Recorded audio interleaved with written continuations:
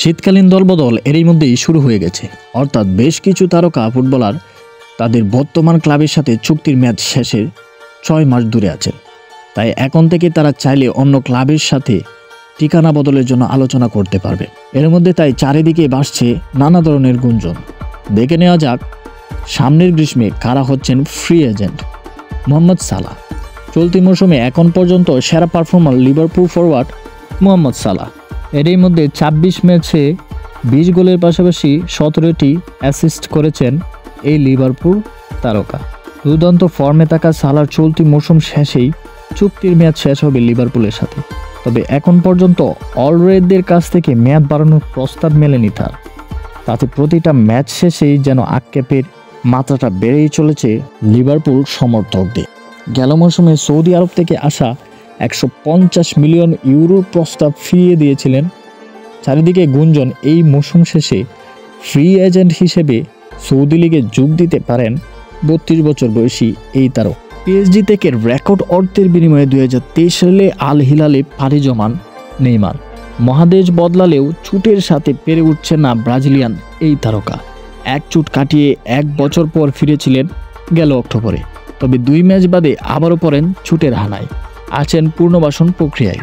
বড় অর্থ খরচ করলেও নেইমারের কেবল আল হিলালের হয়ে খেলেছেন 5 ম্যাচ। সামনের জুনে শেষ হওয়ার কথা সৌদি ক্লাবটির সাথে তার চুক্তি। বয়স আর ছুটের আশঙ্কায় নেইমারের সাথে আল হিলালের নতুন চুক্তিতে যাওয়ার সম্ভাবনা খুবই কম। তার মাঝে শোনা যাচ্ছে লিওনেল মেসি, লুইস সুয়ারেজদের সাথে নেইমার যোগ দিতে পারেন ইন্টার মায়ামিতে। তেমনটা হয় কিনা তা দেখতে অপেক্ষা করতে হবে আরও মাস 6। Trent Alexander-Arnold. লিভারপুলের গড়ের ছেলে হিসেবে পরিচিত ট্রেন্ট আলেকজান্ডার-আর্নল্ড 26 বছর বয়সী এই ডিফেন্ডারের চুক্তির মেয়াদও শেষ হতে যাচ্ছে আসছে জুনে। এখন পর্যন্ত আর্নল্ডকেও দেওয়া হয়নি কোনো নতুন প্রস্তাব।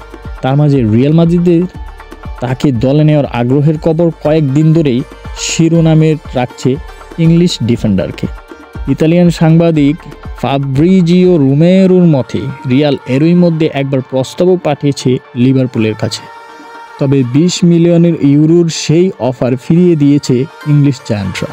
তাতে রিয়ালের লক্ষ্য নাকি এখন কেবলই গ্রীষ্মের দিকে।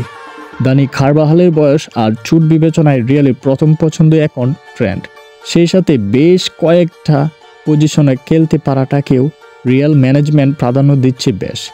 এমন একজনকে বিনা অর্থে দলে বেড়াতে পারলে রিয়ালের জন্য সেটাই একেবারে সোনাই সোহাগাই বলা যায়। মৌসুমের শুরু থেকে চুটের সঙ্গে লড়াই করে আসছেন ডি ব্রুইনা। তাতে ম্যানচেস্টার সিটিতে নিজের সবচেয়ে বাজে মৌসুমটাই পার করেছেন বেলজিয়াম মিডফিল্ডার। মৌসুম শেষে সিটির সাথে চুক্তিটাও শেষ হতে চলেছে ডি ব্রুইনার। তবে এখনও নতুন চুক্তির প্রস্তাব মেলেনি 34 বছর বয়সী তারকার। বয়স ফর্ম বিবেচনায় নতুন চুক্তি হয়তো পাবেন না ডি ব্রুইনা। তাতে সৌদি লিগই হতে পারে তার নতুন ঠিকানা। অবশ্য শুধুই সৌদি না, MLS-এও যাওয়ার সম্ভাবনা আছে ডি ব্রুইনার। এছাড়া নর্থ আমেরিকার বেশ কিছু ক্লাব ডি ব্রুইনার প্রতি আগ্রহ দেখাচ্ছে বলে জানাচ্ছে দ্য অ্যাথলেটিক। চুক্তি নবায়ন নিয়ে গেল মৌসুমে বায়ার্ন মিউনিখের সাথে বেশ ঝামেলায় জড়িয়েছেন আলফোনসো ডেভিস।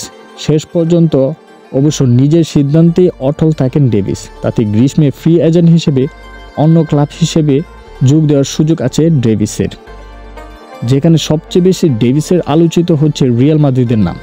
ডেভিসও রিয়ালে যাওয়ার ব্যাপারে বেশ আগ্রহী। অবশ্য ইউরোপের আরও বেশ কিছু ক্লাব 24 বছর বয়সী এই তারকাকে দলে বেড়াতে প্রস্তুত। শেষ পর্যন্ত কানাডিয়ান এই মিডফিল্ডার কোন ক্লাবকে বেছে নেন সেটা দেখতে অপেক্ষা করতে হবে আরও কিছুদিন। চলতি মৌসুম শেষে চুক্তির মেয়াদ শেষ হচ্ছে বায়ার্ন মিউনিখ মিডফিল্ডার জোশুয়া কিমিখের। তবে 29 বছর বয়সী এই ডিফেন্ডারের সাথে এখনও নতুন চুক্তি করেনি বায়ার্ন। তাতে গ্রীষ্মে তার দল ছাড়ার গুঞ্জন বাড়ছে।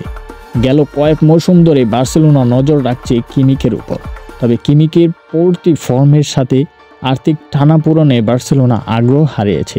অবশ্য বায়ার্ন নতুন চুক্তি না করলেও ইউরোপিয়ান বেশ কিছু ক্লাব যে জার্মান ডিফেন্ডারকে দলে টানতে আগ্রহ দেখাবে তা নিশ্চিত। Virgil van Dijk. 33 বছরেও প্রিমিয়ার লিগের অন্যতম সেরা ডিফেন্ডার ফন ডাইক চলতি মৌসুমেও ছুটছেন একই তালে।